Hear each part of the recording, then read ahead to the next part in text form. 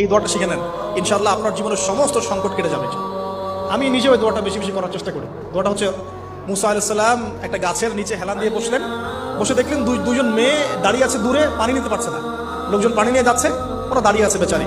মুসা আলাইহিস সালাম গিয়ে বললেন, কি সমস্যা আপনাদের? এটা নিয়ে আপনারা আবার মেয়েদের সাথে কথা বলার চেষ্টা করেন।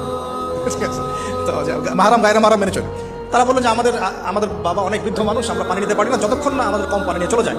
মুসা আলাইহিস সালাম একটু বললাম না, ফিজিক্যালি খুব স্ট্রং ছিলেন, থাকে না বডি বিল্ডার, সামনে গিয়ে কথা বলে সরব পানি দিতে দাও, তখন মানুষ একটু মূল্যায়ন করে না। তো মুসা আলাইহিস সালাম এভাবে পানি নিয়ে দিলেন এবং বাচ্চাদেরকে পানি পান করালেন, করিয়ে গাছের নিচে এসে বসে আছে।